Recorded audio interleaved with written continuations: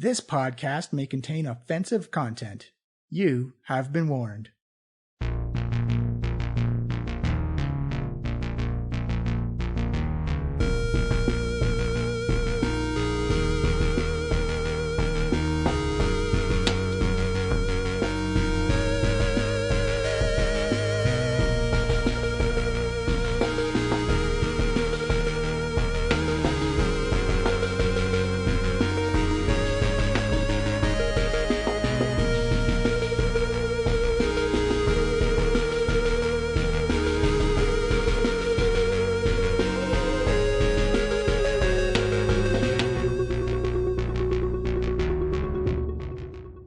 Hello, everyone, and welcome to the Diecast Podcast. I am your host and DM, Johnny, and this is Tales from Trollskull, Volume 2, A Fungus Among Us, Episode 2, as the B-Team explores deeper and deeper into the Enchanted Forest and have a little combat encounter outside Wendy's cottage.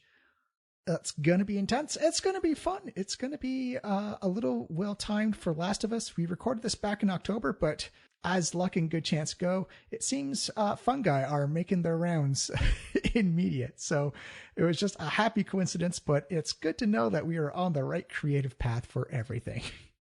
If you don't know who we are a live play Dungeons & Dragons podcast. You can find us on Twitter at Diecast Podcast or on our own website at flyinglizardstudio.com. You can find us on Instagram and now TikTok. Oh God, I'm breaking into TikTok. What is going on? But give us a follow, share us with friends. It really helps us out if you share these episodes, if you share a post, if you know people who are into actual play D&D podcasts, then let your friends know what you're listening to because they may want to join in on the adventure. And of course, this episode is brought to you by our wonderful sponsors at the Storytelling Collective. They are an online learning community that offers affordable, accessible programs for independent writers. The programs offer courses, forums, and resources for creators in independent literary and gaming communities. They have a ton of classes you can sign up for and a wide variety of gaming systems, comic writing, or just self-marketing. It is an amazing collective to be a part of. They're run by some fantastic and brilliant people. You will definitely learn something if you take one of their courses. They're currently doing their Flash Fiction February right now, where you just get a daily prompt, let your creative juices go, get funny, get brilliant, just get your brain moving, flex those creative muscles, and just get yourself into a creative mood. If you want to learn more about them, you can follow them on Twitter at StorytellingCole, C-O-L at the end, or you can go to their website, storytellingcollective.com. I've taken a ton of their courses, and their spring seminar is just around the corner. You can sign up to learn how to write your first TTRPG adventure. It's a ton of fun. You will learn so much. I highly encourage anyone who's interested in trying to write their first adventure, go through the Storytelling Collective. They are good folks surrounded by even better folks. Give them a look. You won't be disappointed. And also, don't forget, Breakout Con is happening March 17th to 19th. I will be running a game in downtown Toronto for some D&D. It'll be 3 connected games, Friday, Saturday, and Sunday. The first 2 games will be playing as PC adventurers, going to try and capture, coerce, convince some monsters to partake in a grand tournament. And Sunday will be the grand finale as all these monsters and a little bit more go up against some tier 4 player characters and see how well they do in the gauntlet. Some surprises, some fun, and just good old dur styles. It's going to be a lot of fun. You can buy your tickets right now if you head out to breakoutcon.com or go to their Twitter at breakoutcon. You get all the information you need. You can sign up for games right now. Table spots are filling up fast, so get on that ASAP. If you are in Toronto, the Southern Ontario area, Northern New York, come on up. It's going to be a lot of fun. And I think that's going to be it for me this week. Don't forget, every Tuesday we'll have a new episode up. Once Volume 2 is done, we'll have a little bit of a break as we record more episodes and then toss out the second part of Volume 2 as the story progresses of the Enchanted Forest, because I think there's going to be some real cool stuff happening. But that is it for me. Stay safe, everyone. Tell a loved one how you feel. I will see you next week. Enjoy playing games. Enjoy watching your favorite shows. And happy Valentine's Day. I hope everyone has a great time. I love you lots. And I'll see you later. Have a good one. Hello, everyone, and welcome to the Diecast Podcast. I am your host and DM, Johnny, and we are here for Tales from Trollskull, Volume 2. I think we're going to call this the Forest Festival story arc right now. the way things are going, because I've actually changed the ending to this whole module, and because what you've created is absolutely amazing, and I think you're gonna enjoy the ending to it. But old plans gone, new plans being created on the fly. So last week we had Mari, Daisy, and Elspeth come in and get a mission. They got hired by a fire genasi named Ignan to go reclaim a fireplace out in the Enchanted Forest, which was left there by the Trollskull trio. They happily got on the wagon and discovered, oh, there's a lot of traffic going up to this Enchanted Forest. There's a lot of stuff. People are hip and down with going to the Enchanted Forest, and they got on the carriage and they met a high elf who was like super into going to the cafe in the Enchanted Forest. Brunch there must be so magical. And poor Daisy got a bit of a rude awakening that a lot of people who don't have her experience were going into a very dangerous forest.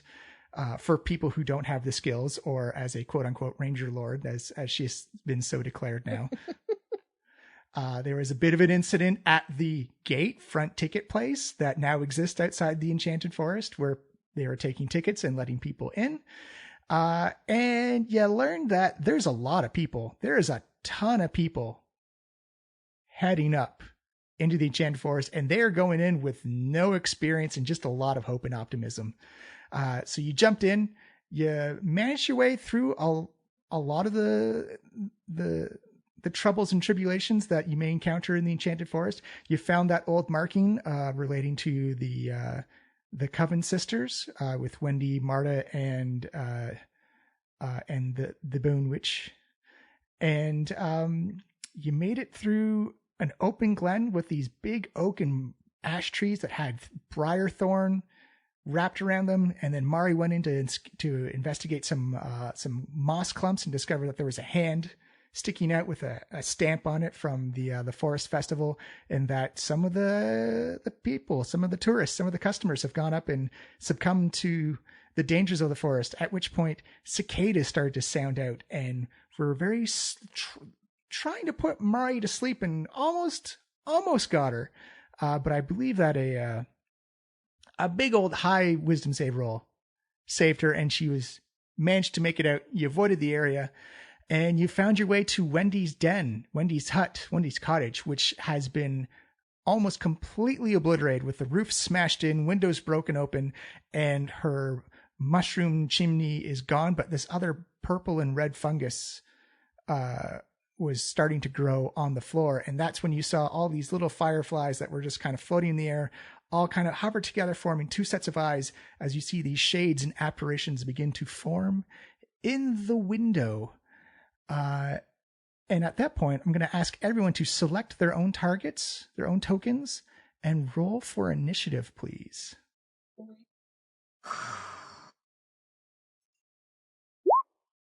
Oops, there we go.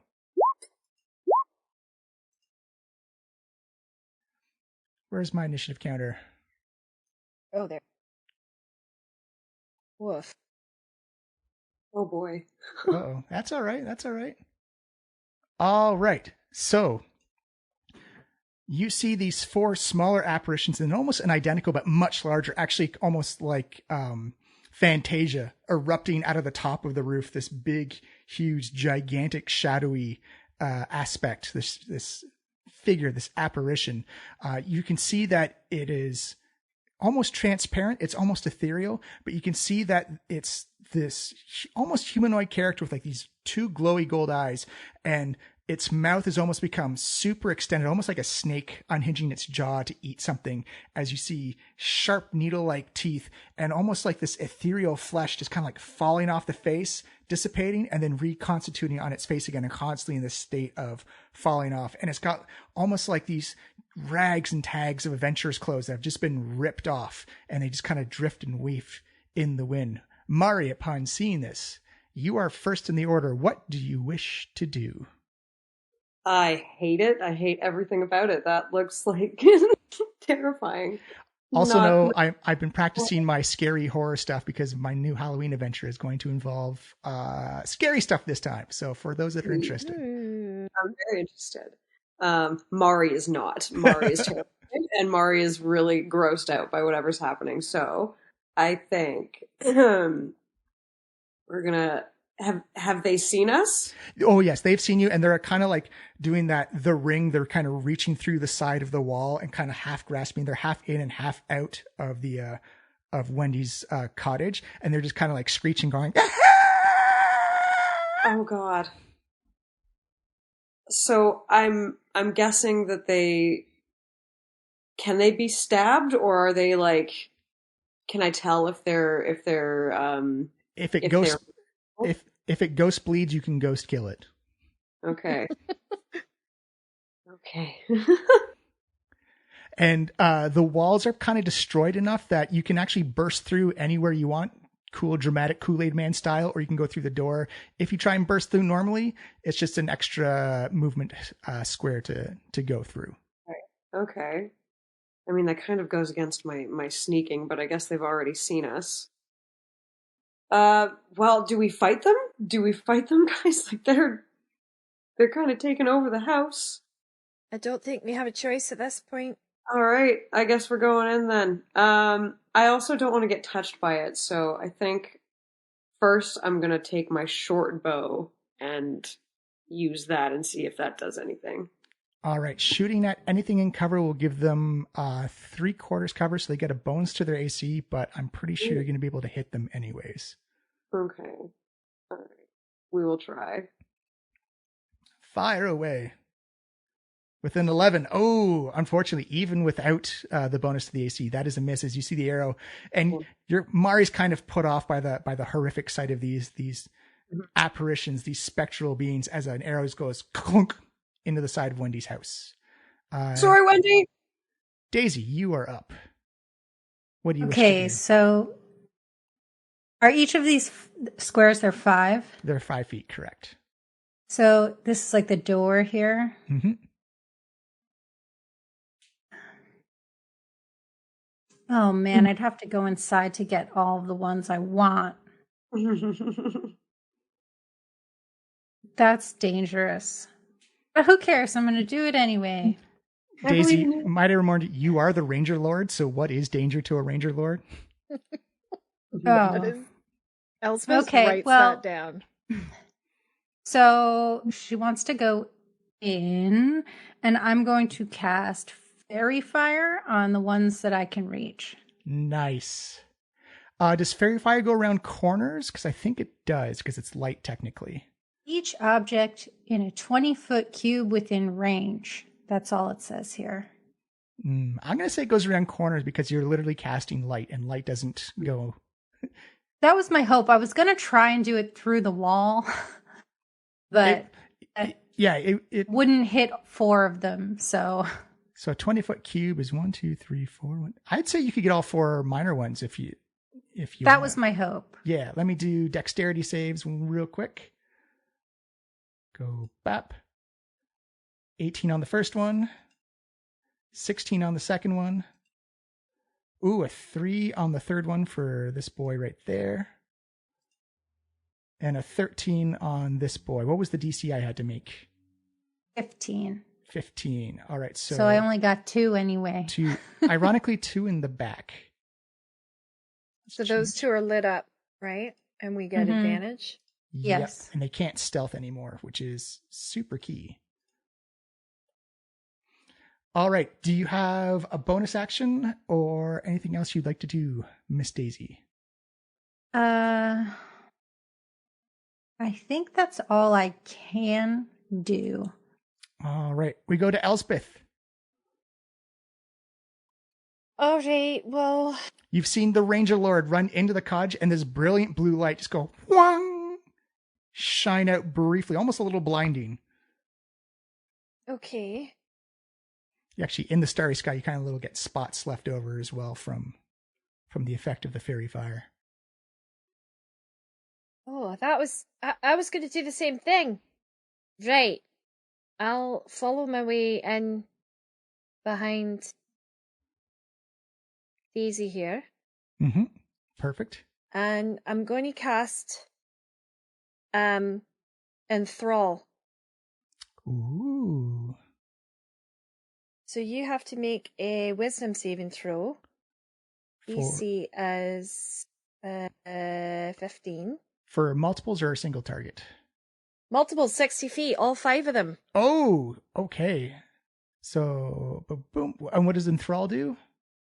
So, you weave a distracting string of words, causing creatures of your choice that you can see within range and that can hear you to make a wisdom saving throw.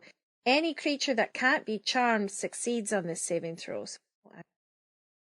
And if you or your companions are fighting a creature, which I don't know if technically we're fighting them yet, it has advantage on the save. On a failed save, the target has disadvantage on perception checks made to perceive any creature other than you until the spell ends, which is 1 minute, or until the target can no longer hit. Basically, I've made myself a target so that Mari can always get sneak attack. Nice. Unfortunately, the big one popping through the roof is immune to charm, but the other 4 are not. So let's do some terrible, terrible wisdom saves. And this is combat, so they get advantage, I believe you said? Now, it's telling me the spell save DC is 14, but with my, on my character sheet, it says 15. We'll go with your character sheet. Okay. That's a 16 on the first one for the first boy.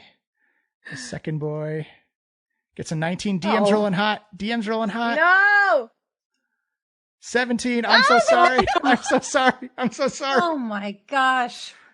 Oh no! 19. I've got daisy rolls. Right. Well, I was like, no. I went in there. I was like, look at me. Everybody look at me. Don't look at them. Look at me. And they were all like, no. I am so sorry. What a good first round. Looking great. Doing fine. Let's go. Ooh. That was the second level, so get rid of that. I'm so sorry. I hate when that happens. So you still you still have a bonus action left if you wish. Yes. Okay. Bonus action. I'm going to I'm going to cast a bardic inspiration on Mari. Nice. How are you inspiring? So you actually have 1d8. So I'll pop my head back out the window. And I'll go, that didn't work, but I'm sure you've got this. Thanks.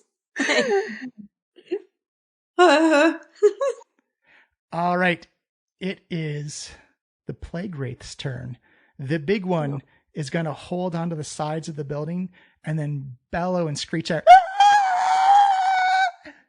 as I need a wisdom saving throw versus fear for those that applies to. DC 14, please. So I have advantage against being charmed. Does that count? It's a fear, technically, not a charm. Well, that didn't work. Uh-oh. I believe Mari will have advantage. Against these saving throws. Yes, so you get advantage on the saving throw. Okay, sweet. Uh-oh. Oh, no. Oh, no, what's happening? So everyone failed. You know we're only level 5, right? Yeah. Okay. Oh yes, I even toned it down. Up?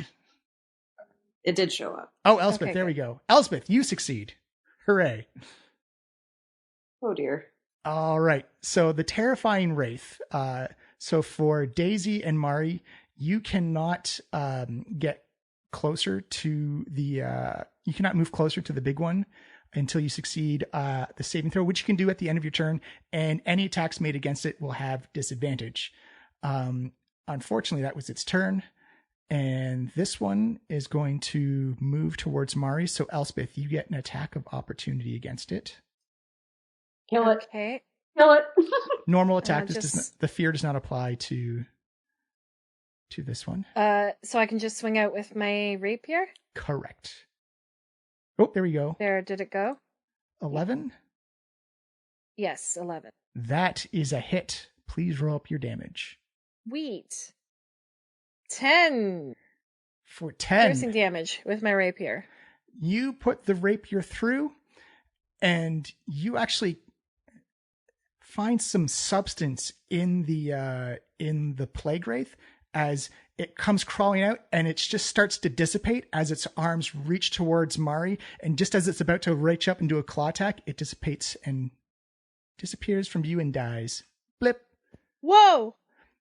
You also see the big one kind of writhe in pain, going as it kind of shifts and shudders as it feels the effect of that wraith getting killed. So they can't be stabbed. Yes. I think they're all connected somehow. Let's do this attack. 8 versus AC, Daisy. Misses. That's a miss. This one's going to pop through. This one's going to pop through as well. They're all lined up so nicely for you. This one's going to attack Elspeth for another 8 versus AC. Miss. And a second one versus the Ranger Lord for 16 versus AC. 16 hits. Okay. You are taking 7 necrotic damage. Okay. And your strength is lowered by 1. Oh no. Excuse me, what? Your strength attribute is now lowered by 1. Okay. And this big guy did his scream. He's going to partially move through. He already used his action, so he can't do anything. We're supposed to be able to get closer to you, man. Mari, it is your go. You are currently terrified of the big thing. You can't move closer to it. Very terrified of the big thing. I hate the big thing. I hate the big thing so much. But can I still kill the smaller things? You can absolutely kill the small things, and you have advantage against the ones with the little marks on them as well. And I can't move closer. Can't move closer, no. Okay. All right. So we're going to have to use the short bow again, I think, unless we throw some daggers. Does sneak attack work for ranged if they're adjacent as well? I think it does. I think it does. Let me just... As long as they're distracted, I think. Yeah. You get your sneak attack. Yeah. So as long as she has advantage, she gets sneak attack, right? That as well. Good point. So which fairy fire boy do you want to? I'm gonna go for. Let's see. This guy here that is the closest to me. Fire away. He'll get 3/4 cover for AC, but it should be okay. Okay. I said that last time and I cursed you. I feel like last time, right? Boom! Yeah. Dirty 20. Oh, dirty 20. Sweet. Yes. All right, roll up your short bow damage plus sneak attack, please. Okay, so that would be the plus sneak attack is 3d6. Okay. Nice. So how do I do that again on this thing? Oh, there we go. Hold on. There's the dice.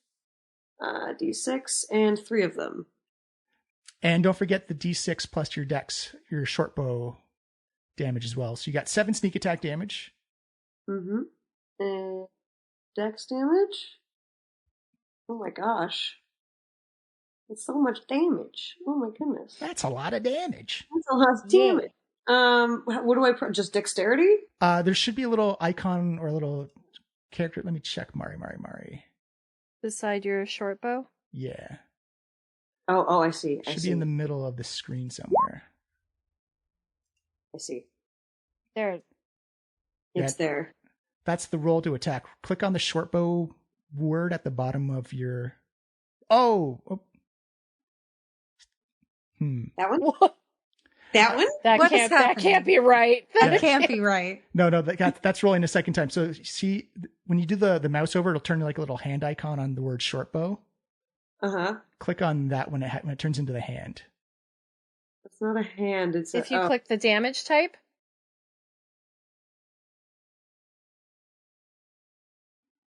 Yeah, like you want to click on the in the chat window. In the chat window? Yeah. Oh my god.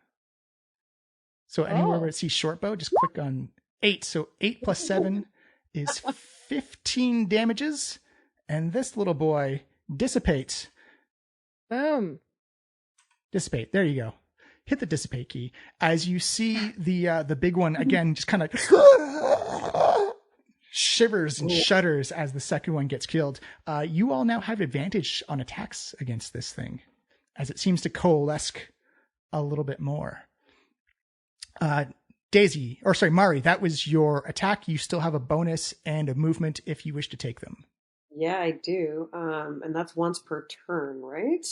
Yes. Okay, so I can use my bonus action to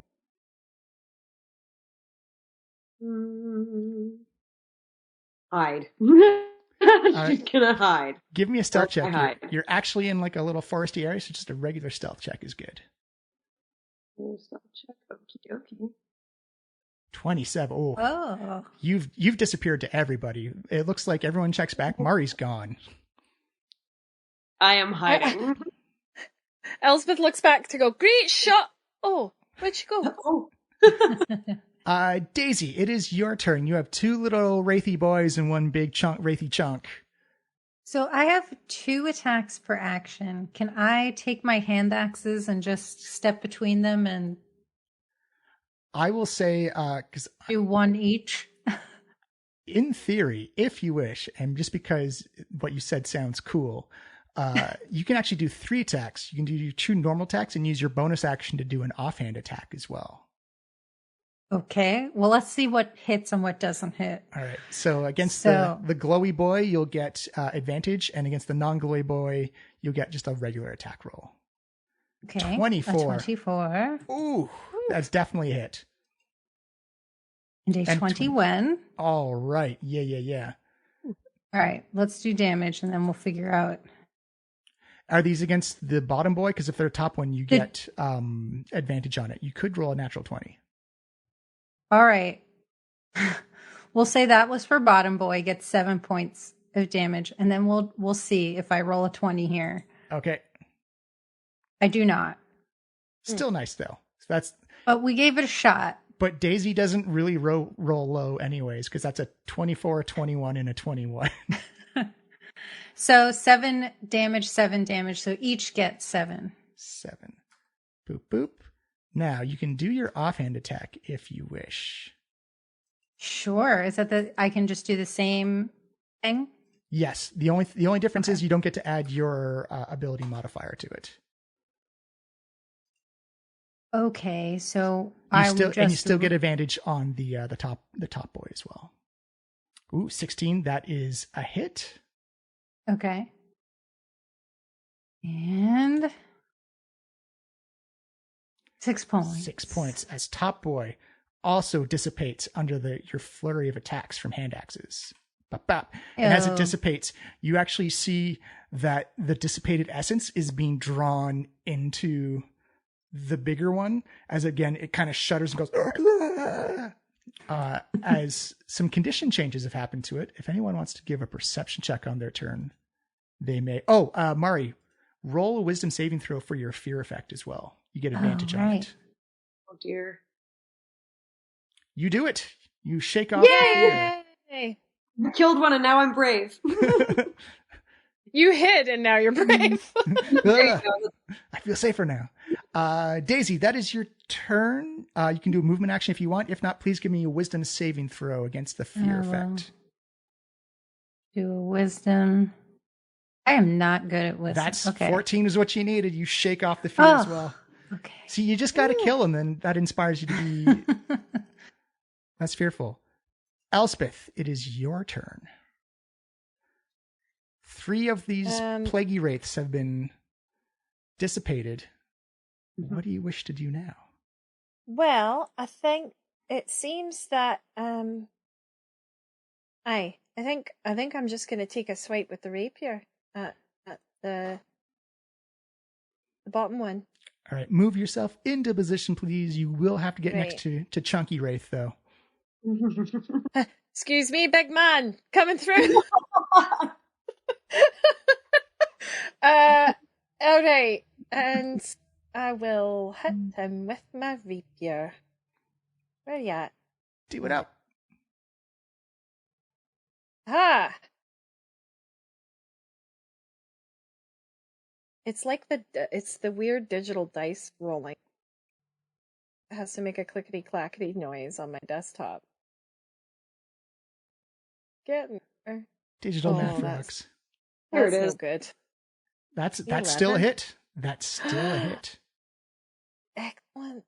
So I'll just do damage. So if I hit this, it should 6. And poof. You've also dissipated as you see the essence gets drawn into the bigger one again, as it kind of like, it looks like it's become less ethereal and more physical. And it looks down at you and it looks like it's like that ethereal dripping is now become more, as you see like this like black and brown kind of like goop just dropping off of its body. You can see kind of, it's a spine with like hip bones, but it just kind of fades off into an ether. But the top part is all physical as you see the two glowy golden eyes. You've seen these eyes before. You've seen them in Calico, definitely before. But the figure isn't familiar at all. It isn't familiar at all. No. No. Okay. As it reaches down for you, please give me either an acrobatics check or a strength athletics check. Is this a reaction? Because I haven't had my bonus action. Oh, right. Or You're right. Sorry. You are correct. Just double checking. I do have two. I have 2 weapon fighting in my bonus actions. Go for it. So can I? Yes, absolutely. Okay. I'm going to try and swipe. But you get advantage against this boy as well because you've killed all its minions. Oh, well, then. 17 is a hit. Or 22, yes. 22 is still a hit. And 11 piercing. Boom. As you shaft you stab your rapier in, and you notice that had this been, your rapier's not magical, and had it been a more ethereal, you feel your rapier would not have done as much damage as it's doing now. It would have done less damage if it had been a magical weapon. Yes. Or no, it would have done more. You get the feeling that something's changing now. That's more physical form, that it's actually taking normal damage now instead of like a magically induced damage. See. So it takes 11 damage, and you still have your move action if you wish. No, I'm going to stay where I am. Yeah. I'm not going to take a... Maybe I'll just move out the way. I'll move, well... It'll provoke an attack of opportunity if you do. Well, only if I move out of its range, right? True, correct. Yeah. Okay. No, I'll stay where I am. All right. Now, to rewind, it looks down at you taking damage from you, Elspeth, as it reaches up with one of its big, meaty palms and tries to grasp its hand around you. So please give me an acrobatics or a strength athletics check, please.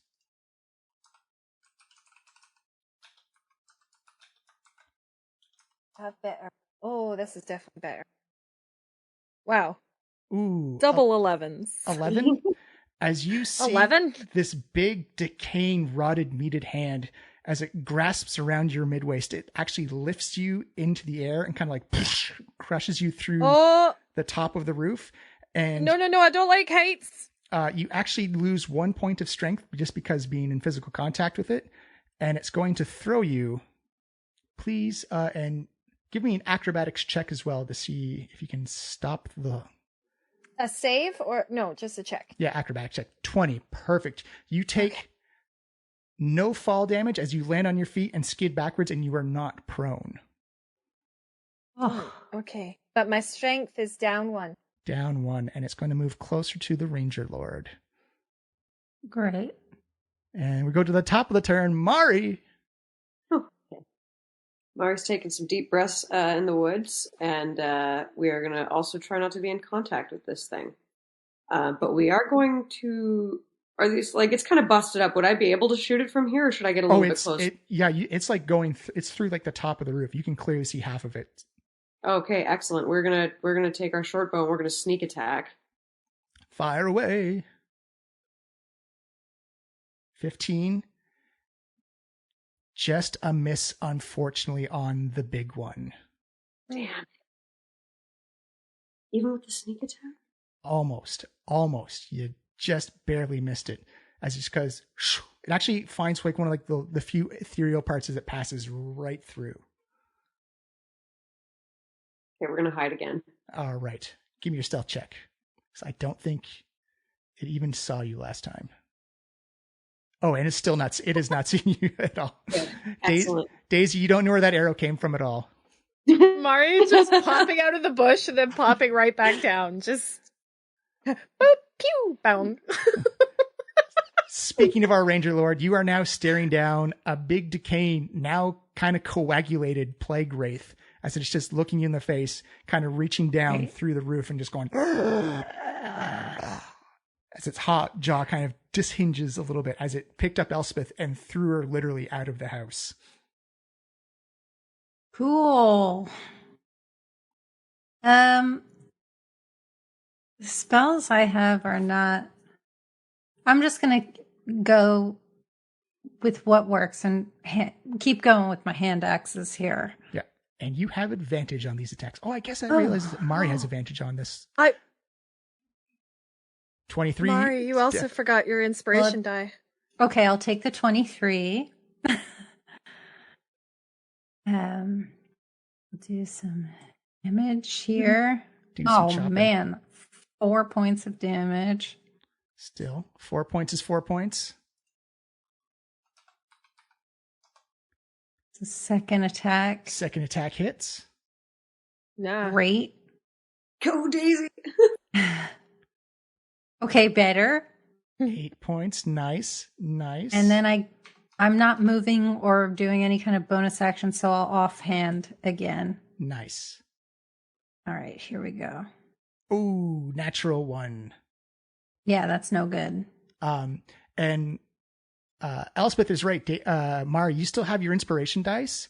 I do. You just needed a 16 to hit it. So regardless of what you roll, if you used it, you would have Damn it. hit the big boy. So I'm going to, let's go back in time and You hear my voice. You hear my voice in your head go, I think you could do that. Like, I can do this. I think you can do this. So you have 7 piercing. Roll me up 3d6 for your sneak attack damage as well. Golems. Ooh, that's 18. Ow. Ow. This thing is bloodied. Beautiful. Boosh. Oh my goodness. Ouch. Daisy just did it. So Elspeth, it is your turn. You landed superhero pose, leaving some marks outside, and you can see through all the damage that has been done to Wendy's cottage.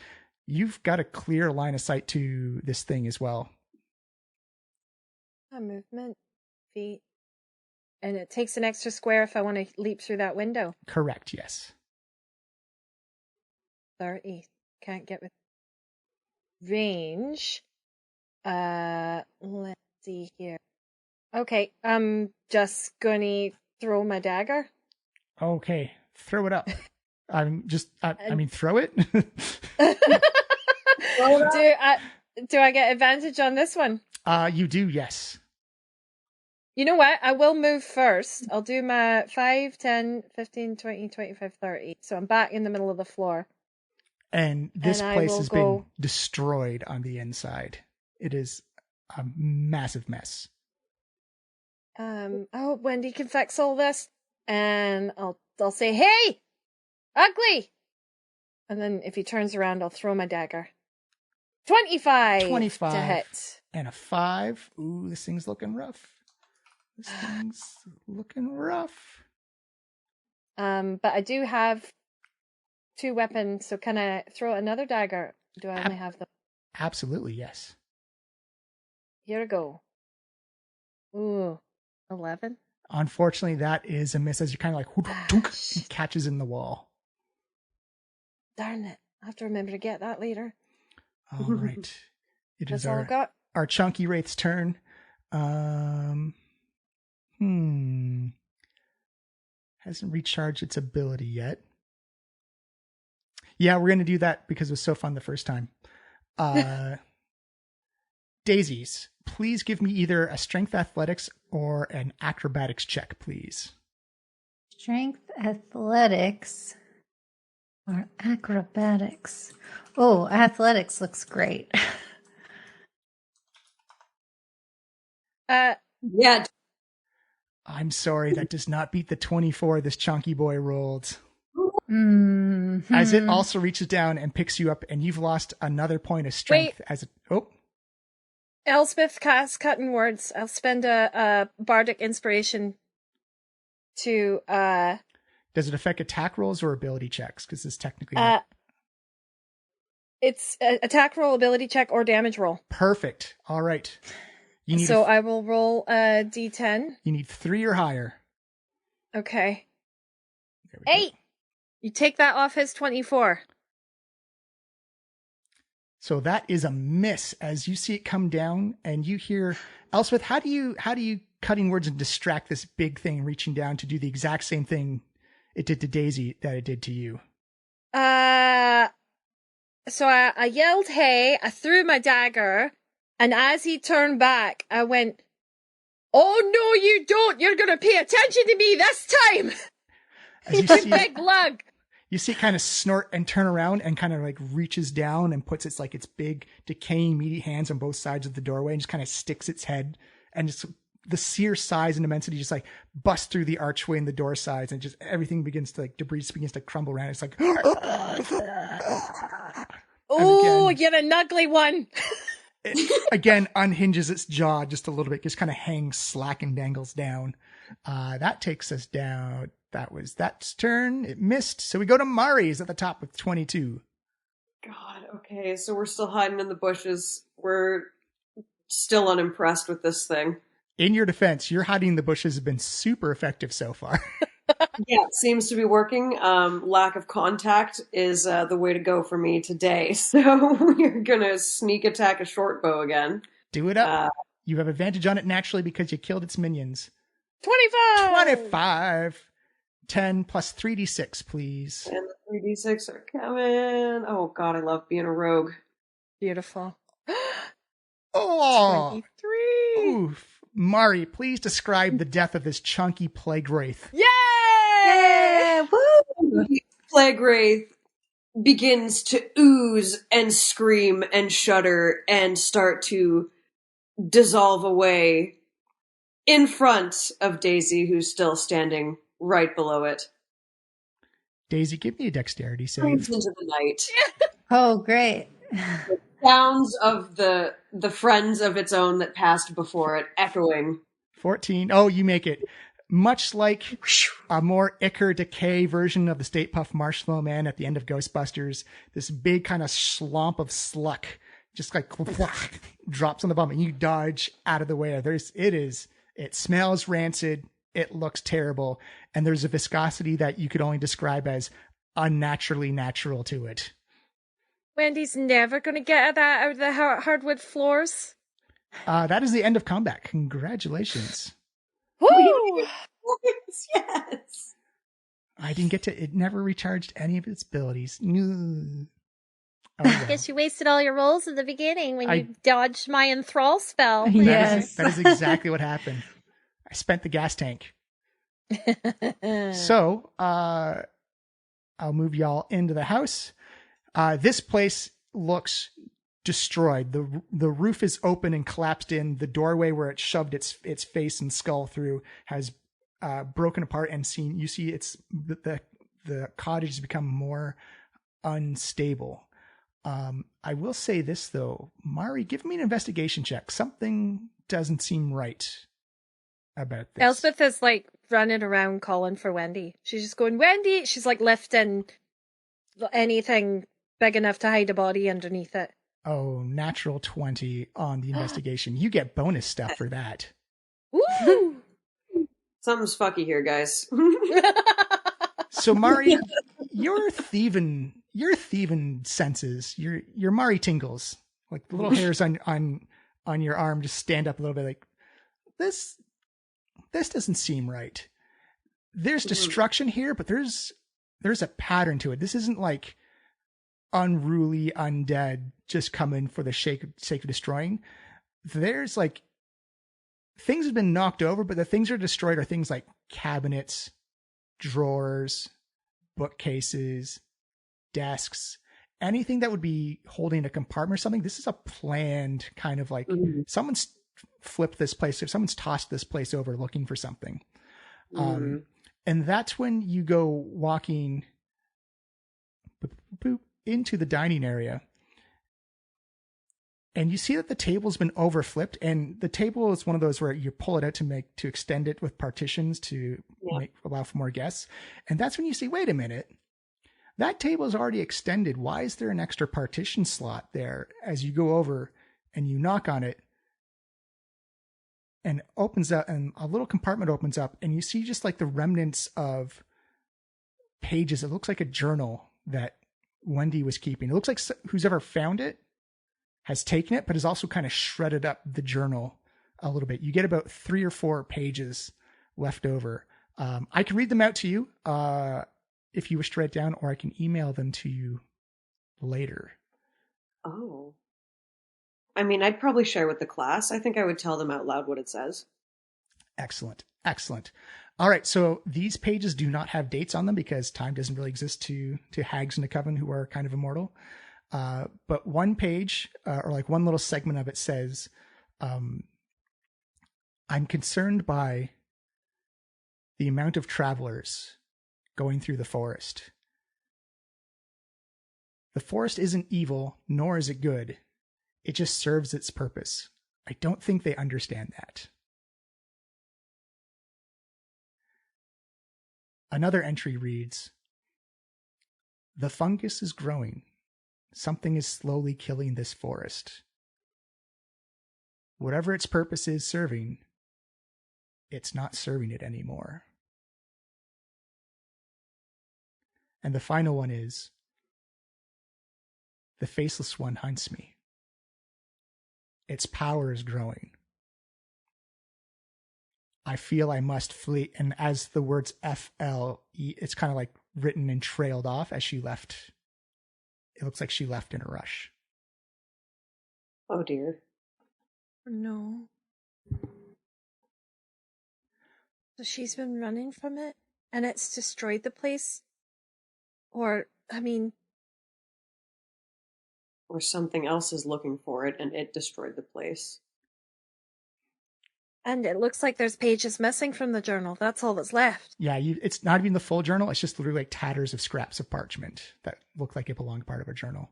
Also, Mari, underneath the floorboards, you found a +2 short sword. Thank you, Wendy. Wendy was such a powerful... You do see inscribed on the blade the letters WW, and it's got very much a nature motif of the hilt. Oh, so she had to run so fast she didn't even get her sword, or something came and took her before she could get her weapon. there are a lot of problems here, guys. I don't even know where to begin anymore. I mean, do we search for Wendy? I feel like we've... I mean, to go up against the faceless one, if she's with him or if she's fleeing, I don't even know if we'd have any idea where she's gone to. Give me a history check, Elspeth. Here we go. Oh, 16. Yeah. 16. You definitely remember from the carvings out front and just the history. She's got 2 other sisters, Marta and Brew. They're deeper into the forest, though. The Slime Witch and the Bone Witch. Huh. Interesting. I mean, if I thought I had nowhere else to turn to, I may turn to my family in the end. If only just to warn them also. Because they're not, from what we came across, they're not part of this golden-eyed mess. They're their own separate messes. So if and regardless of their prerogative, I believe they want to protect the forest as much as Wendy does. You know, it's where they call home. So if this thing is growing in power and destroying the forest, then maybe they would help Wendy in some way. But do we look for them, or do we find the fireplace and get back and look for and get help and bring them back, or do we go take care of this forest fire or the forest festival baloney so that we could not let more innocent people die? I don't know. It seems like Wendy was disturbed that there were so many people coming into the forest. Just as we were. To look. Wendy does have her sisters, and she is quite powerful. And I think she understands the ways of the forest. Well, and as far as I understand it, she can't die unless all of them die, right? I thought that ended up being about the druids. I think it's true for hags as well. Weren't the druids, isn't it? Oh, now I'm confused. I am too. DM Face is not going to say anything because I love this. I was going to say, from what I remember, it's true about hags as well. And they are hags, Wendy and her sisters. They are a coven. I mean, everything that I know, at least. I think it goes both ways. But I think you're right. Either way, Daisy she's very powerful, and the three of them together would be very powerful. So she may be all right for now. She may not need us running off to try and find her or lead anything to her, God forbid. True. And I think we might need a lot more firepower to come back and tackle this in one go. So do we stay on target and find the fireplace, get back to Waterdeep and report this all? Gather the troops, so to say? Because I think a battle's coming. And we've got to get the innocents out and then prepare ourselves. We need to get the idiots out of the way and then... No one needs any more fodder, because if that golden-eyed thing is spreading through the forest and through the city, the more people in the forest, the more people in the city to be infected by it and turn into whatever we just murdered and spread all over Wendy's floor. And I don't want to kill the idiots. I just want to pick their pockets. I don't want to kill them. No. Well, no. The whole idea is that we would get them out before hopefully they're bitten by ticks or whatever's doing this to them. Oh, quick tick check. We've just been, fighting Good and idea. stuff. I checked myself. DM, can we check each other? Yeah, it's super easy. Tick check. You look them over, and then you are all clear of ticks, and then you also realize that you're clear of ticks, and there's no signs of insects or birds or rodents or anything. This is just kind of a dead zone for all intents and purposes. And as you said, all the mushrooms on the house were all rotten and rotted away, and all the foliage in the area is the same thing, right? Yeah, except that down around here, or wait, where's your fireplace? It's right there. That's where you saw her old death cap mushrooms kind of just turn black and wither away. But there's this gnarly kind of it hasn't touched the cottage yet, but it's this orange and purple and red kind of fungus just slowly creeping its way along the ground up towards the cottage.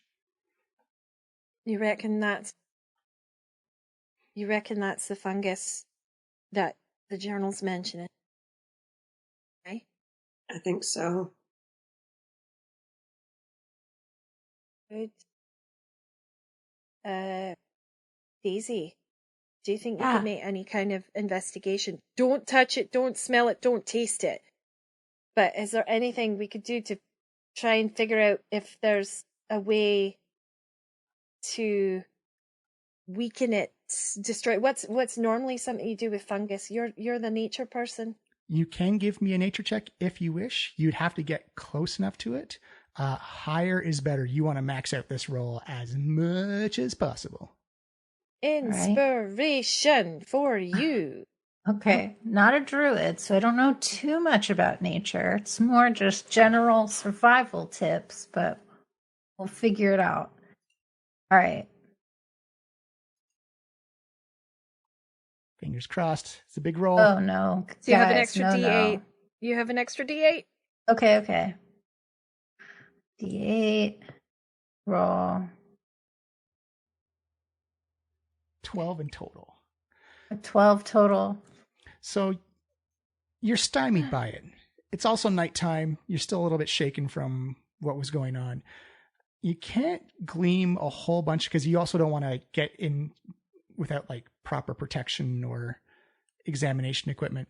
The only thing that you can tell is that it's got a weird, almost desiccated scent to it, almost like dehydrated fruit type of thing.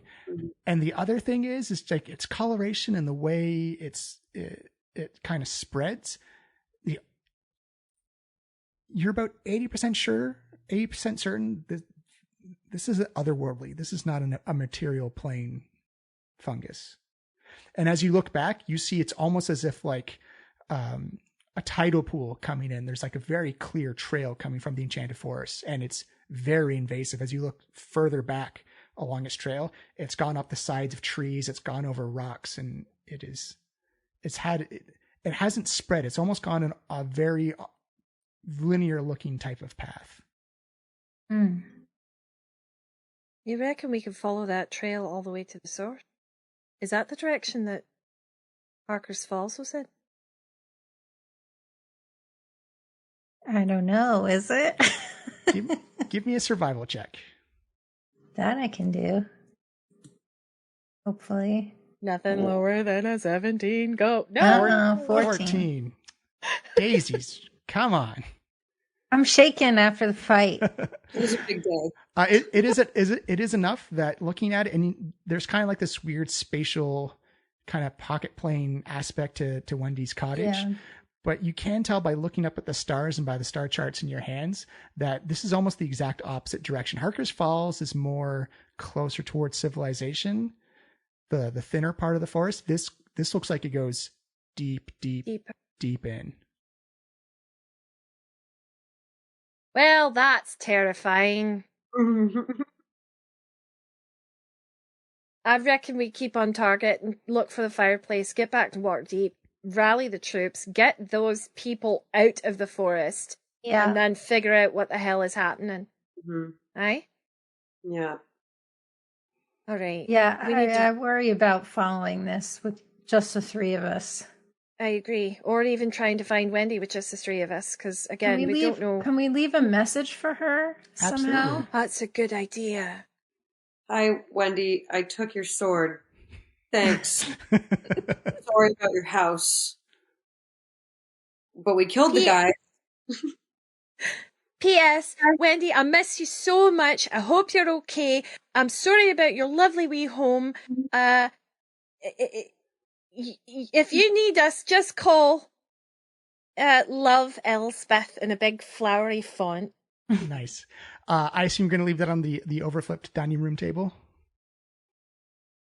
Aye, right? Back in the wee compartment?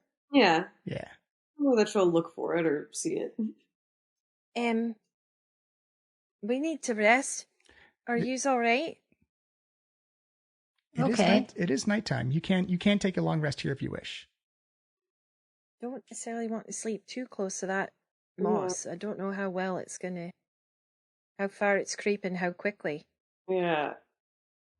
Can we find a little ways away, or? I mean, we have more protection in the house than we would just out in the woods. I agree. But maybe in the far room. The sleeping quarters were here, but it's also a lot of undead goo on the floor. I'm more thinking in this corner over here, maybe. Yeah, you can do that. You can camp up for the night. You've got sleeping bags and whatnot. Yeah. Okay. All right. We should take a watch, though, yeah? Last time we were here, something came through. Yeah. Who wants to take first watch? I'll take first watch. Oh, okay, you go ahead. All right, so shaking awake. at the start of the night, Mari, that eerie silence, because it doesn't have those nightlife sounds that you had before. No birds, no bugs, no chirping, no creaking or wind. It's a stale, stagnant night. And you actually, as the heat of summer begins to, you'd expect it to cool off, and inside a forest it's supposed to be substantially cooler. Your skin begins to perspire. You start to get a little sweaty, and you notice that as Daisy and Elspeth sleep, their skin begins to glisten with sweat as well, as you feel the humidity just begins to increase. Like it's almost uncomfortable. You start taking more hits from your water skin as the humidity is really, really starting to ramp up. It's almost got like that little kind of ankle high, or I guess knee high mist for a halfling, as you just begin to see it form out across the grass. And it feels really uncomfortable. Do you have lights on? Are you going dark through the whole process? Because you've only got moonlight right now, so everything's going to be at disadvantage because halflings don't have dark vision. Say I was going to have a little wee torch kind of stuck up so I could sort of see outside. Perfect. Give me a perception check, please. Oh, damn. 8. Yeah, it's hard to see in the mist, and your torch, it's actually kind of like creating like this almost like luminescent glow off that little field of mist and humidity. As you've got like this weird sense of oranges and yellows and kind of like these blues and purples off the shade. It also begins to smell off. It's hard to put on. It's like someone left like dairy out in the sun for too long. Oh God. Okay. Ugh. DM, can I retroactively have done something before I went to bed? Absolutely, yes. I'd like to 5 feet away from where the edge of the mold is, or the edge of the fungus. Can I like take a stick and make a line? Yeah, I just want to see how far it creeps. Absolutely. So it's right up against the edge of the house down here. You can absolutely put a mark inside of it, like in the ground or in the fungus. Not in the fungus. I don't want to touch it with anything. I want to touch ahead of it just to see how close. Perfect. Maybe I'll make a couple marks even, like just to see how close it can get. Like I'll make a mental picture of like 5 feet, 5 feet. You know what I mean? Yeah, absolutely. You can absolutely do that. So I did that before bed. Yeah. I just want to check it in the morning just to see what the speed of the creep is. Perfect. Okay. Mari, your shift comes to an end. Who are you waking up to take the second shift? Who wants to wake up? I'm happy to take second shift. I'm gonna go ahead and wake up Bells. Right. Okay. I'll run and check my line and see how much closer, if it's close to the 5 foot, close to the 10 foot, has it passed the 5 foot? Yeah, and it's starting to smell, so just like... Aye, it's warm, isn't it? Why is it so And Elspeth, it's actually just totally overrun and is now creeping up the side of the house. Oh, this is moving faster than even I thought. I don't know if we're safe in here. I don't think so. Aye, but if we don't get all night's rest, we'll not... We can't rest if we're going to die because of this. Agreed. I think we need to wake up Daisy and move. Yeah, I agree. All right. Daisy. We'll shake her awake. No. Oh, did you guys start a fire? No, this mold is creeping, and it is hot, and it is steamy, and it is weird, and it's creeping way faster. It's already up halfway up the wall outside the house, and I'm worried we're going to get covered before we wake in the morning. We need to move. Let's go. I know it's not as safe to sleep outside in the forest, but I don't think anything is safe inside here. I didn't anticipate they'd be growing that quickly. We can go. It's fine. Okay. Right. You make your way out of Wendy's cottage. Everyone give me a perception check here. Ooh, 26. Very good. 23. 20. Ooh, excellent job. Everybody. We're on high alert. Everyone sees, smells, and hears this. You feel the humidity just increase a little bit. And then for Mari, that halfling nose, it's again like that rotten, spoiled dairy. And now it's got like someone's left their compost bucket out in the sun mixed in as well. As you can hear like this, as you see the fungus begin to crawl and creep inside the windowsill and down the floor. And it looks like anywhere that has moisture or organic material, it's just kind of like speeding up and amplifying as you see these small little orange, purple, and red mushrooms just going plink, plink, almost like shotgun blasts, just going poof, poof, poof, as they all begin to spread inside her cottage. It's a good thing we got out of there. I think we better set this place on fire. Yeah. Do either of you have any flame? I don't. Okay. It's going to get eaten by the mold anyways, and it's damp enough. I don't think it'll spread. Do you, Daisy? But I'm just thinking it's going for moisture wherever it goes. What if something wants moisture, we could dry it up with fire. That's my experience in any way. I just worry about the entire forest going with the house, but I understand the logic behind it for sure. The entire forest going with the fungus. I don't have any magical flame. Otherwise, I'd cast something. Prestidigitation, if you have it, does a bonfire-sized fire. Oh, I think you're muted. Yeah. I do not have prestidigitation. You could just start it naturally as well. Could we do a small one and just see if it avoids it? Because that would kind of. But I don't know if we should stick around here long enough to watch it get close enough. I'm freaking out, y'all. I need some sleep. Yeah, me too. I don't think we should burn Wendy's house down. I've got an idea. Mari, you've got a wee torch, right? Mm-hmm. Yeah. I'm going to cast Mage Hand.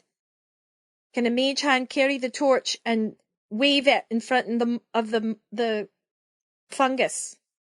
Just wave the flame back and forth and see if it pulls back from it or it stops its growth. Absolutely, yes, take can.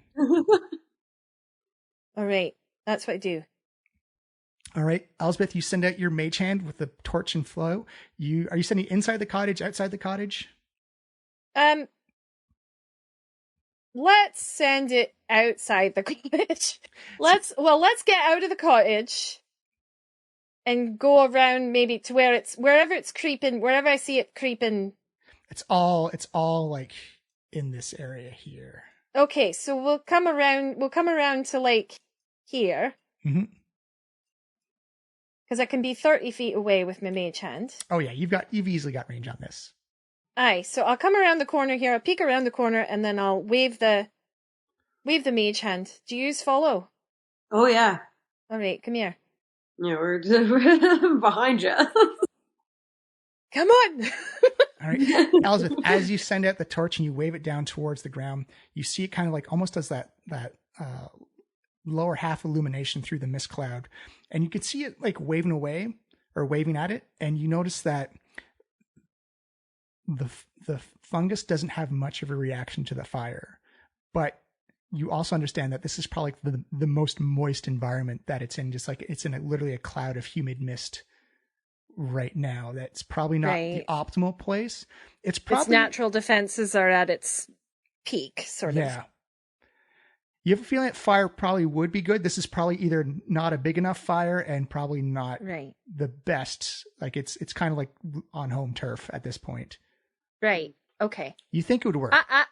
I think that's a good enough experiment, though. I think that gives us an idea. I think we need to find someone, or maybe more, with as much magical fire and controlled fire as we can to get at this.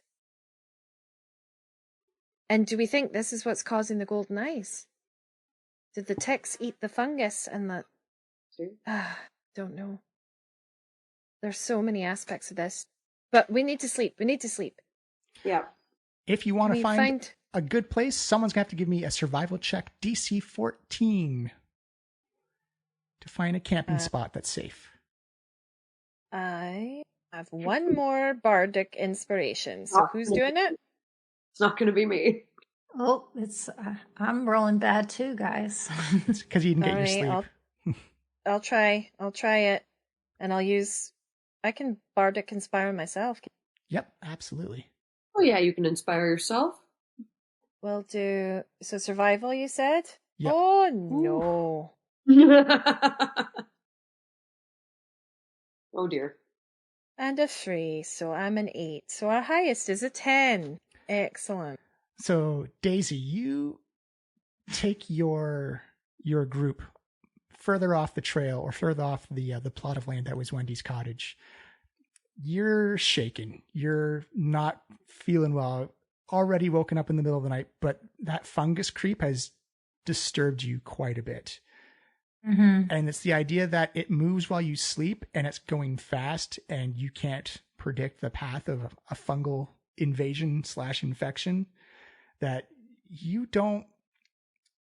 not quite on your A game right at the moment, because you've just got that literal crawling fungus in the back of your mind. You do find a couple of trees to settle beneath. You know it's not the safest spot, but it's a spot. It'll do you for now.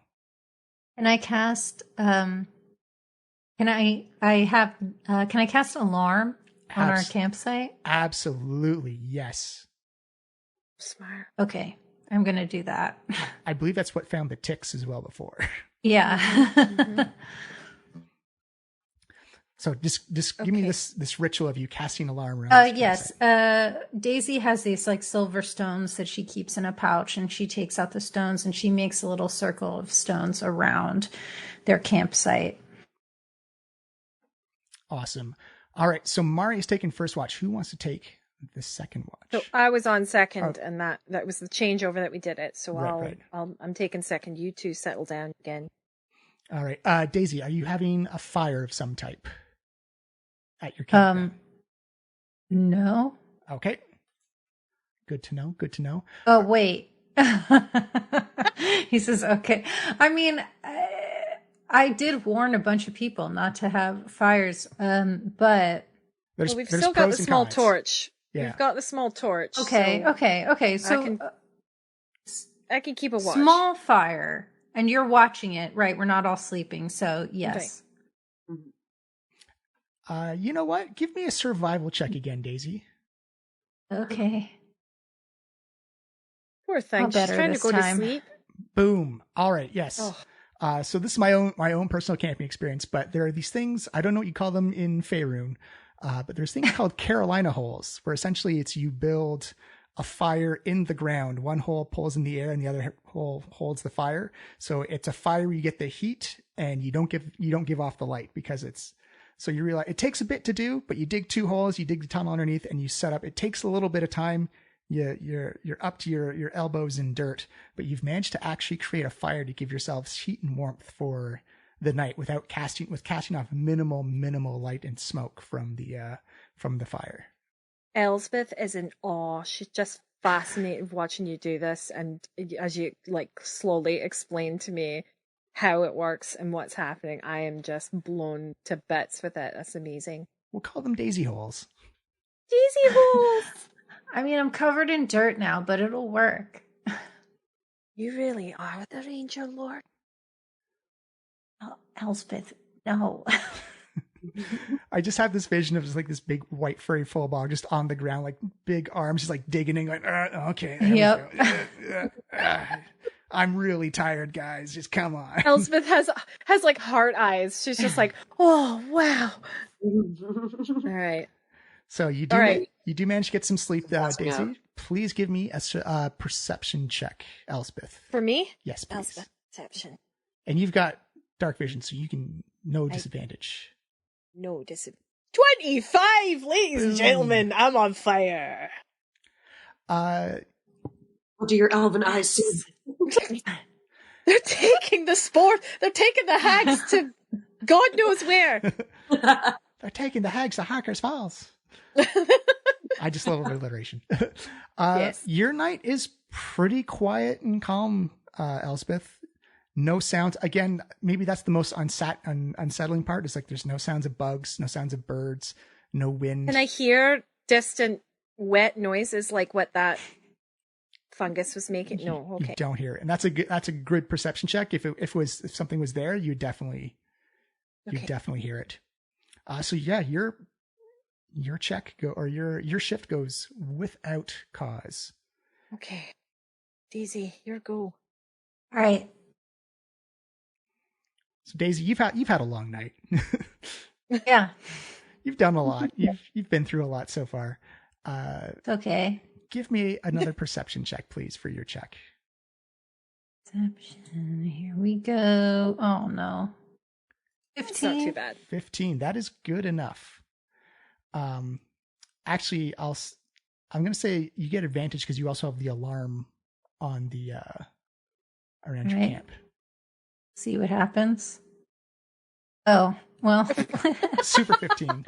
It's going to be 15, guys. Double 15. Okay. 15 vision. We'll use this map as an impromptu forest thing.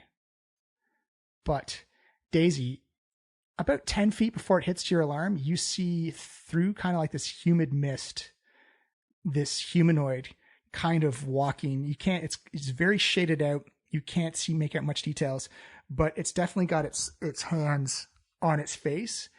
It's humanoid, and it's just going.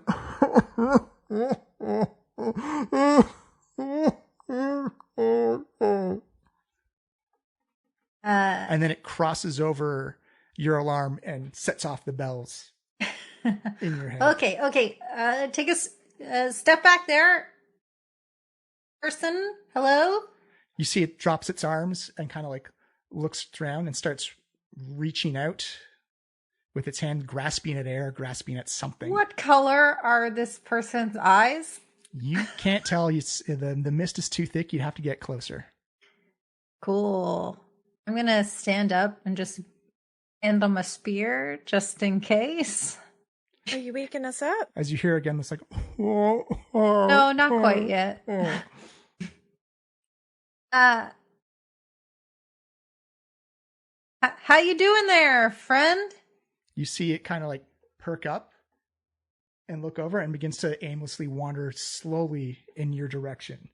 You actually see someone trip over a root and it falls down on the ground, and it kind of only see like the top head and like the back of it as it looks like it's crawling around on the floor or on the forest floor. Just as a precaution, I'm gonna pop on a quick primeval awareness. Mm-hmm.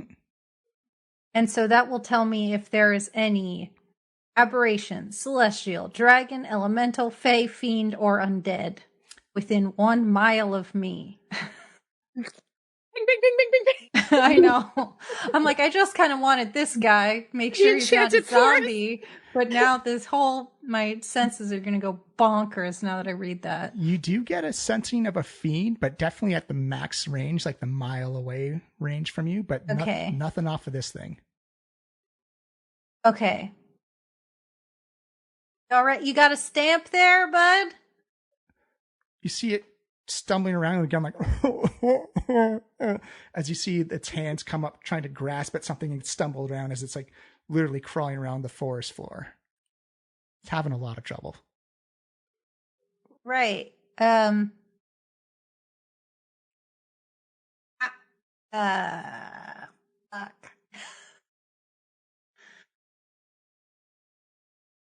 She's going to get closer. How close do you want to get? Oh, okay. I realize we have the map here. So she's going to get about here. Right. Oh, well, you moved. She's going to get about here then. Okay. As you get closer, give me a perception check. Sure. Oh, God. Ooh. Rolled a 1. It's throwing you off a bit, and the mist is also making it harder to tell. The best you can tell is that this creature is human. Okay. Can you hear me? Are you good?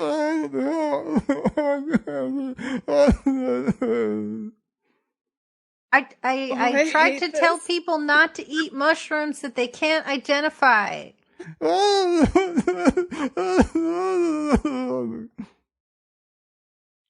It's Great. slowly crawling towards you, Daisy, on all fours. That's fine. It grabs onto your pants and begins to pull it up.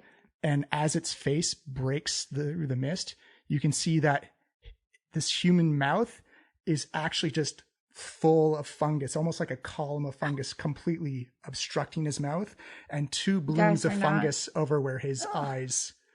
You're very stupid. Would be. Oh my God. This is very bad. And he definitely has a Forest Festival stamp on the top of his hand. Yeah, for sure. Okay. I don't have anything that would cure this.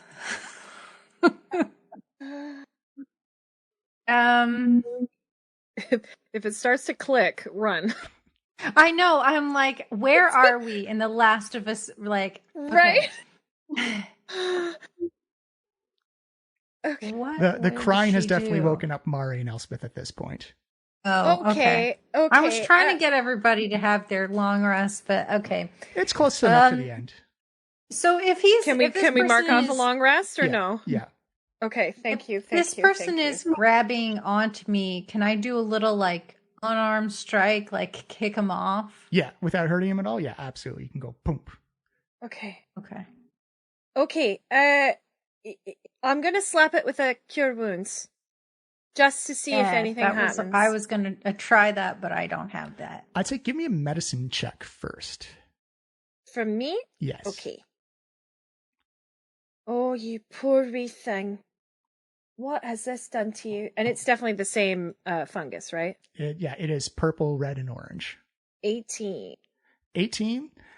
As far as you can tell, there's no like physical wounds on him. He doesn't look like he's been injured in battle or fallen off of anything in any way. Whatever this, it appears to be a definite infection of some kind. Meta-wise, game-wise, full hit points, just has a ton of condition modifiers on him right now. As you see him kind of curl up in this fetal position, just begins rocking back and forth, that crying. Would remove a curse. I have no spell. Magic. I have dispel magic. That's the only thing I have. I could put him to sleep. I mean that might make him a little more peaceful. All right, here's a question. Okay, wait. Oh God. If we put him to sleep, and then we have like a makeshift sled that we can pull him through the forest on and get him to the fireplace, but then we're going to bring the fungus back to the city. No, I just thought we would just leave him sleeping here. I didn't think we would be carting him anywhere. Rest in peace. With that, sleep him and run. Feel great, but certainly do it. I mean, do we have anything that we could try and... I don't want to touch the fungus, but if we could use something to pry... Oh! Mage hand! I cast Mage hand, and I try and pull the fungus, or like scrape it off his eyes at least, and scrape it out of his mouth. See, will that do anything? I have Mage hand too, so I can help. All right. So, Elsbeth, I'll say...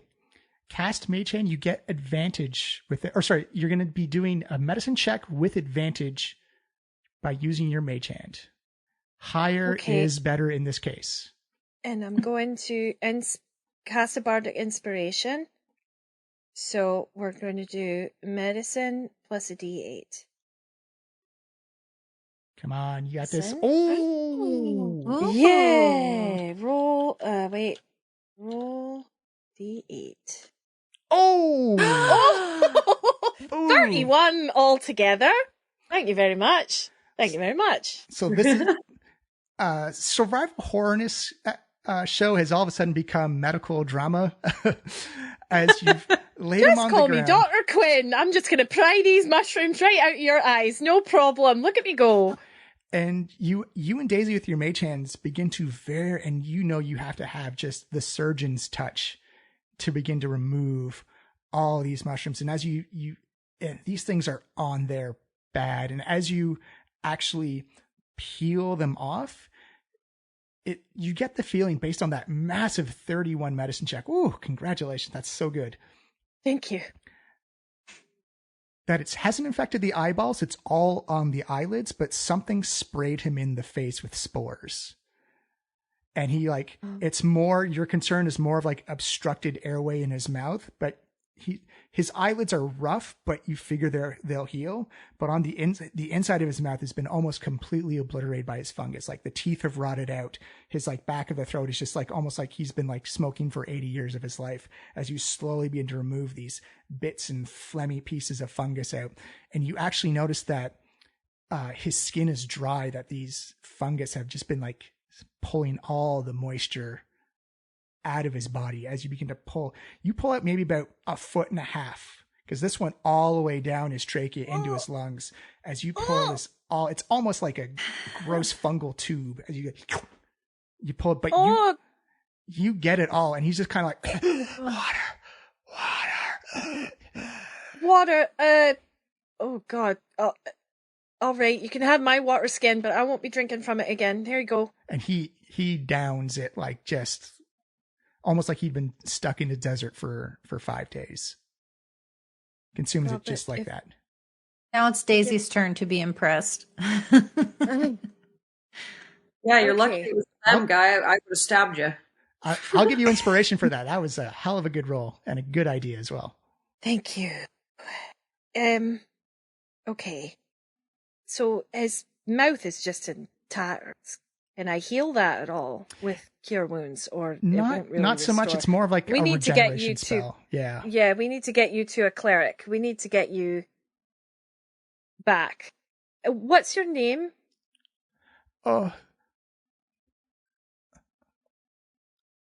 Andal. I came up with friends. I don't know where they were. I saw a mushroom on a tree. It was big, and then it sprayed me in the face. Oh dear. Right. Andal, are you fit to travel? We need to get you back to Waterdeep. I can't. My eyes are very sore. Okay. I'm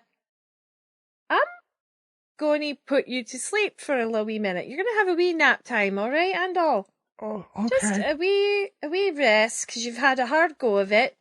And we're going to figure out what to do next, all right? Don't you worry. Thank you for saving me. We're not out the woods, so to speak, yet, Andal, but we'll get there. And I'm going to cast sleep. You don't need to roll for it. He's got enough less enough hit points that one spell slot you'll out cold. I figured, yeah. Okay, so he's out like a light. We're out of here. Are we just leaving him? I feel like we've just made it worse then. Well, I mean, he can see and breathe now, so that's better. Daisy, by the star charts, how close are we to the fireplace?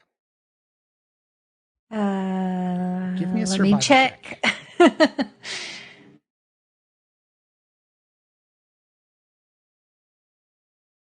23. Ooh, there's the Daisy we know.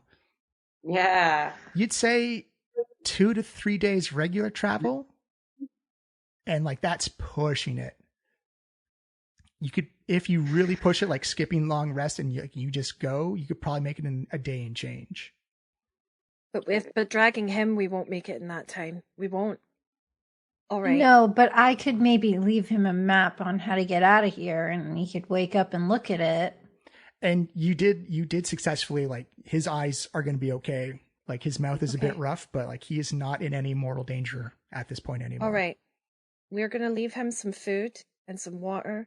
You're going to draw him a wee map and tell him not to fucking touch anything. Yeah.